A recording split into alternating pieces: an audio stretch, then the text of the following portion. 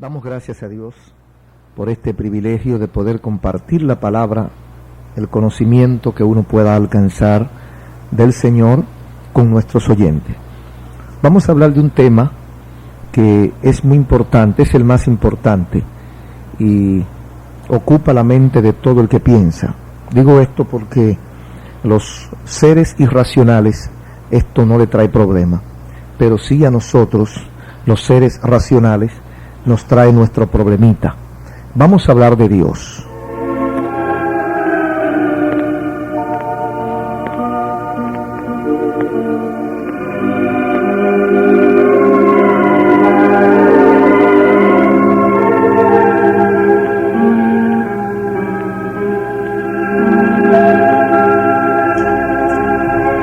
Hay un versículo en el capítulo 11 y el versículo 17 del libro de Job que dice: la vida te será más clara que el mediodía, aunque oscureciere será como la mañana. Y el versículo 7: descubrirás tú los secretos de Dios, llegarás tú a la perfección del Todopoderoso. Es más alta que los cielos, ¿qué harás? Es más profunda que el Sheol, ¿cómo la conocerás? Su dimensión es más extensa que la tierra y más ancha que el mar. Si él pasa y aprisiona y llama a juicio, ¿quién podrá contrarrestarle? Porque él conoce a los hombres vanos, ve a sí mismo la iniquidad y no hará eso o no hará caso. El hombre vano se hará entendido cuando un pollino de asno montés nazca hombre. Que está en Job capítulo 11, a partir del versículo 7. Hay varios tipos de incrédulos o de ateos, aunque la Biblia con un solo nombre los define a todos. La Biblia los llama necio. Hay ateos porque sencillamente su capacidad no le da para entender a Dios, entonces optan por no creer. Hay ateos porque no les conviene creer en Dios. Dicen, bueno, mejor es no creer, porque hay que hacer algunas cosas, hay que someterse, hay que obedecer, hay que hacer la voluntad de Él, entonces mejor es no creer, entonces no creen. Hay otros que no creen porque ignoran, no han tenido la disposición de escudriñar, de detenerse a pensar que tiene que haber un Dios, y sencillamente por vagos, por ignorantes, optan por no creer. ¿Quién es Dios? ¿Cómo es Dios? ¿Cómo podemos estar seguros de que Dios existe? ¿Cuándo empezó Dios a existir? ¿Podemos conocer nosotros a Dios? Vamos a dar una ojeada a un folleto de nuestro hermano Billy Graham, que habla sobre si buscas a Dios. Vamos a parafrasear algunas cosas acerca de Dios. Todos nos lo hemos preguntado en alguna ocasión. Una de estas preguntas, ya en alta voz o ya a nosotros mismos. Quizás nadie se ha enterado de nuestras inquietudes, pero sí las tenemos, porque no podemos mirar a nuestro alrededor sin tener que preguntarnos cómo llegó a existir este mundo. Diariamente nos vemos frente al milagro de la vida, el misterio de la muerte, a la gloria de los árboles en flor, la magnificencia del cielo estrellado, la magnitud de las montañas y el mar.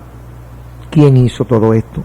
Es una pregunta lógica, es una pregunta que tiene que venir como consecuencia de nuestro razonamiento, como consecuencia de nuestro juicio, como consecuencia de que nosotros somos diferentes a los seres irracionales.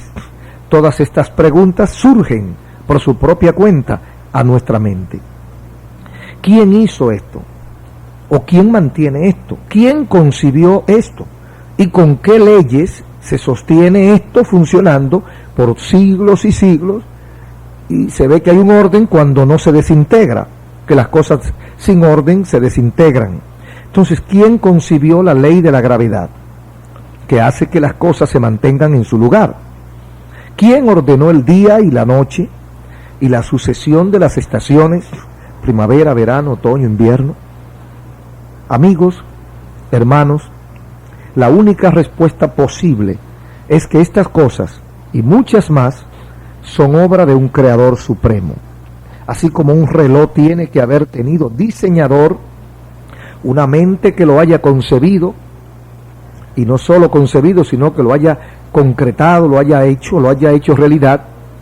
Nuestro universo, de tanta precisión, tiene un gran diseñador. A veces la gente piensa, cuando hablamos de estas cosas, estamos ignorando la capacidad de nuestros interlocutores, nuestros oyentes. No, esto no es así. El más sabio, el que más ha leído, y aquel que no ha leído tanto, tienen dificultades. A veces la externan, otras veces es un secreto bien guardado, pero tiene sus inquietudes, a veces tiene sus dudas, a veces necesita sus explicaciones, aunque sean bien sencillas. Y nosotros pensamos, detrás de todo movimiento, detrás de todo diseño, detrás de toda vida, detrás de toda cosa bella, detrás de todo orden, hay alguien. Nosotros lo llamamos Dios. Abraham lo llamó el Todopoderoso. Es es un nombre familiar, suena familiar al género humano porque desde pequeños pues nos han inculcado, nos han enseñado acerca de Dios. Desde nuestra tierna infancia hemos respirado este nombre.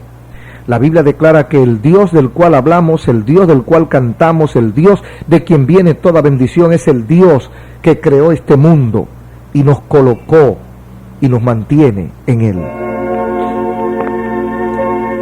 Pero realmente, ¿quién es? ¿Está usted seguro que sabe quién es? ¿Dónde está? ¿Sabe usted realmente dónde está? ¿Conoce usted realmente su nombre o es pura invención?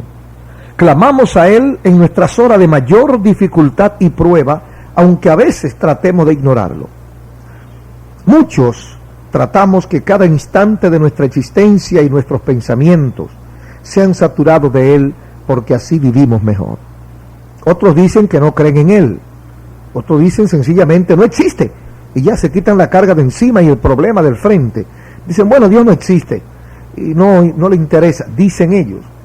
Y no faltan los que dicen, pues si tú dices que existe, entonces explícamelo. Puede ser que entonces yo crea en Dios, en una forma burlona. Si este es el caso de alguno de nuestros oyentes, si toda la vida usted ha estado oyendo acerca de Dios, hablando de Dios, pero ha estado esperando que alguien se lo explique para poner su fe en Él, solamente en Él, veamos cuán concreta es la descripción de Él que es la enseñanza bíblica. En estos momentos críticos en la historia del mundo, de la humanidad, cada cual debiera estar buscando la respuesta a la pregunta, ¿cómo es Dios? Cada cual debiera formularla y asegurarse bien de una respuesta concreta y satisfactoria. Cada cual debiera saber sin sombra de duda quién es Dios y qué es capaz de hacer Dios. La raíz de los problemas que nos afligen es la falta de conocimiento de Dios. La negativa del hombre a obedecerle trae consecuencias funestas. La confusión del hombre acerca del plan de Dios es lo que tiene al mundo en un caos. La falta de disposición del hombre para aprender y obedecer las leyes de Dios es lo que tiene tan agobiadas las almas. Aprendamos pues cuánto podemos acerca de Él. Busquemos acercarnos lo más posible a Él. Y como dice el escritor bíblico, Él se acercará a vosotros. ¿A dónde iremos a aprender de Dios? ¿Quién de entre nosotros puede decirnos la verdad? ¿No somos acaso criaturas finitas? ¿Habrá designado Dios a alguien aquí en la tierra para que hable de Él, para que dé informaciones de Él con verdadera autoridad? El único que podría hacerlo vivió hace 2000 años y lo crucificaron. Lo mataron porque no creyeron en Él. y no creyeron en él, tampoco creyeron en su mensaje. Entonces, ¿cómo podemos descubrir lo que necesitamos saber? Podemos preguntar a los eruditos, quizás nos digan que Dios es la expresión de lo que existe en la naturaleza y la vida, que los seres vivientes son uno con Dios, que la vida misma es una expresión de su divino ser. Dirán que es posible ver a Dios en la más pequeña gota de agua y en la gran bóveda celeste. Muchas explicaciones. Le preguntamos a un filósofo y nos dirá que Dios es la fuerza original, la fuerza inmutable que está detrás de toda creación, que es el dinamo que mantiene en movimiento los mundos, que es el poder sin principio ni fin.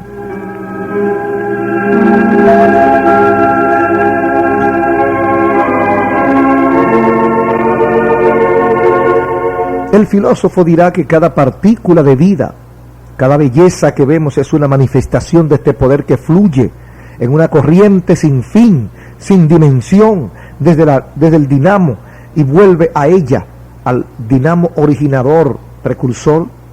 Sigamos preguntando y preguntándonos y nos dirán que Dios es absoluto, que es todo en todo, como dice la Biblia. Y eso es todo lo que se puede saber acerca de Él. Hay muchas definiciones, miles y millones de definiciones diferentes de Dios. Cada país, cada raza, cada familia, cada individuo ha tratado de explicar el gran ser que está detrás del universo. Hay muchas explicaciones y muchas experiencias.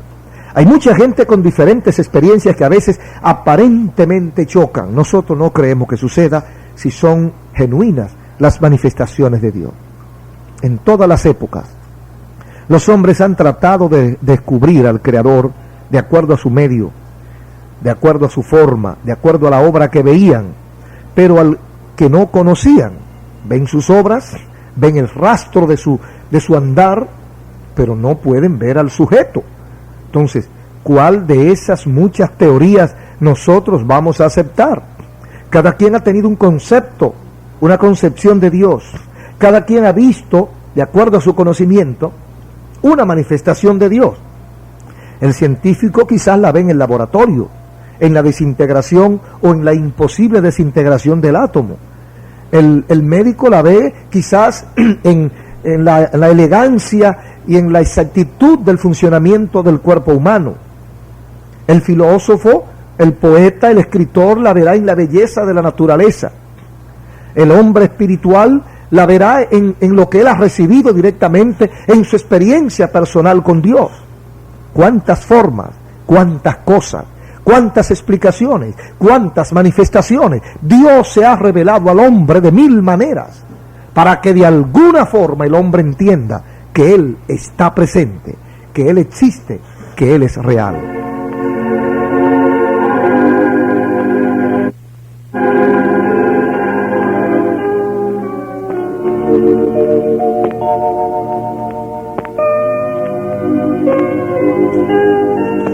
Amigos y hermanos oyentes, ¿cuál de tantas teorías vamos nosotros a aceptar? ¿A cuál de esos que se titulan maestros vamos nosotros a seguir? Dios se ha revelado en el libro que llamamos la Biblia. Y si creemos que en la Biblia tenemos una revelación de Dios, nuestro intelecto puede sentirse completamente satisfecho y nuestros corazones completamente saciados. Podemos descansar en la seguridad de que estamos en camino de conocer y de entender la verdadera naturaleza de Dios. Amigos, en la Biblia Dios se revela a centenares de miles de maneras diferentes. Y si la leemos con el mismo cuidado y la misma regularidad con que leemos los periódicos, así sencillamente podremos familiarizarnos tanto con Dios y estar tan informados sobre Él como lo estamos en cuanto a las hazañas de los habitantes de nuestro país, de los equipos de béisbol, de los partidos políticos, de las tiendas de tela, de las tiendas de electrodomésticos, etcétera. Sencillamente, si nosotros nos informamos con el periódico del cielo, ¿Qué es la Biblia? Así como un diamante tiene muchas facetas, la revelación de Dios tiene tantos aspectos que podría llenar volúmenes y más volúmenes. Baste decir que en el espacio limitado de que disponemos podemos abarcar 4 aspectos de Dios tal como Él mismo nos los ha revelado, que nos parecen los más significativos y que deberíamos tener siempre presente. Uno de esos aspectos, la Biblia declara que Dios es espíritu. Jesús, hablando con la mujer aquella del pozo de Sicar, le dijo directamente: mujer, Dios es espíritu, y los que le adoren en espíritu y en verdad, es necesario que sigan adorando. ¿En qué pensamos cuando oímos la palabra espíritu? ¿Qué imagen se forma en nuestra mente? Pensamos quizá que es una columna de humo que se eleva en el aire, significa algo así como un fantasma de los que hablan los cuentos de terror, o es simplemente una nada, un informe de nada cuando decimos espíritu. ¿Será esto lo que quiso decir Jesús cuando dijo Dios es espíritu? Sencillamente fue para evadir a los discípulos y decirle Dios no se ve, Dios es abstracto, Dios es invisible, para descubrir lo que realmente es el espíritu. Y lo que dijo Jesús cuando empleaba esta palabra, debemos volver a la Biblia, a la escena en que Cristo después de su resurrección dice palpad y ved, porque un espíritu no tiene carne ni huesos, como veis que yo tengo. Podemos pues estar seguros de que el espíritu no tiene cuerpo, lo dijo Jesús. Es precisamente lo contrario del cuerpo, pero tiene existencia y tiene poder. Para nosotros esto es difícil de entender porque estamos tratando de entenderlo con nuestra mente finita, limitada y una mente materialista, como seres humanos privados de la visión ilimitada que tiene Dios. Originalmente quiso que tuvieran sus criaturas, pero que no la pudimos tener. No podemos nosotros con nuestra mente material limitada, finita, con nuestro entendimiento tan corto, no podemos entender la gloria y la magnificencia del Espíritu que está tan lejos de nosotros y tan incomprensible. Cuando oímos la palabra Espíritu, inmediatamente tratamos de reducirla a nuestro significado insignificante para que entre dentro del campo de nuestra razón para poder nosotros darle una explicación. Es como tratar de explicar la extensión, la majestad, la grandeza aterradora del océano o del universo a una persona que nunca ha visto una masa de agua más grande que un charco. ¿Cómo puede esa persona imaginar el océano Atlántico, el océano Pacífico, el océano Índico? ¿Cómo puede, mirando un charco, un bache, como decimos nosotros, sondear las profundidades sin fondo, la vida misteriosa, la fuerza incalculable, el oleaje, la aterradora crueldad, la población de un océano? Seguro que no podemos. Amigos y hermanos, infinitamente más difícil es para nosotros captar lo que quiso decir, o mejor dicho, lo que dijo Jesús cuando dijo, Dios es espíritu. Él sí sabía lo que estaba diciendo. Su mente no estaba limitada como la nuestra. Sus ojos no estaban puestos en el charco de la vida. Conocía bien el alcance ilimitado del Espíritu y vino a tratar de darnos a entender algo de su maravillosa y gloriosa paz y consuelo. Sabemos que el Espíritu no es algo encerrado en un cuerpo, no se desgasta como un cuerpo, no es mudable como un cuerpo. La Biblia declara que Dios es un espíritu así, que no está limitado por un cuerpo, por el espacio ni por el tiempo. No tiene forma que lo limite, no está encerrado por linderos ni por lazos. Es absolutamente inmensurable y es imposible discernirlo con ojos que solo pueden ver cosas físicas, materiales.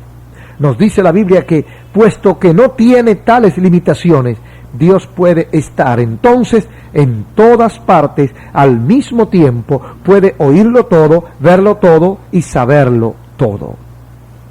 Como nosotros no podemos hacer esto, tratamos entonces de limitar a Dios y llevarlo a lo que nosotros sabemos y conocemos. Y ahí viene el problema, ahí viene el lío que nos confunde y a veces decimos, bueno, Dios no existe. Eso es tratando de poner un alivio, un tranquilizante a nuestra mente para que no sigamos indagando Dios no existe, ya aparentemente puse una anestesia y me tranquilizo. No, el problema sigue ahí. ¿Existe o no existe Dios? ¿Hasta dónde es verdad o hasta dónde es mentira? Tratamos de negarle el poder de hacer cosas que nosotros no podemos hacer. Hasta decimos que como nosotros no podemos estar en todas partes al mismo tiempo, Dios tampoco puede estar. Como yo no puedo sanar a un enfermo, Dios tampoco puede. Como yo no puedo resolver un problema, Dios tampoco puede. Como yo no puedo hacer tal o cual cosa, Dios tampoco puede. Entonces ponemos a un Dios chiquito que yo pueda manejarlo, un Dios que yo pueda entenderlo, yo pueda medirlo, mide tanto por tanto, cabe aquí o no cabe aquí. Ese es el Dios que mucha gente tiene, pero no es ese el Dios que nosotros tenemos, el Dios que nosotros hemos creído y el Dios que leímos al principio de nuestra charla, cuando un hombre que tenía un poco de conocimiento de Dios escribe estas palabras que dicen así en Job 11:7: ¿descubrirás tú los secretos de Dios? ¿Llegarás tú a la perfección del Todopoderoso? Es más alta que los cielos. ¿Qué harás? Es más profunda que el infierno. ¿Cómo la conocerás? Su dimensión es más extensa que la tierra y más ancha que el mar. Si él pasa y aprisiona y llama a juicio, ¿quién podrá contrarrestarle? Porque él conoce a los hombres vanos, ve a sí mismo la iniquidad y no hará caso. El hombre vano se hará entendido cuando un pollino de asno nazca hombre. ¿Oyó bien? El hombre simple se hará entendido cuando el hijo de un burro nazca hombre. Job capítulo 11 versículos 7 al 12.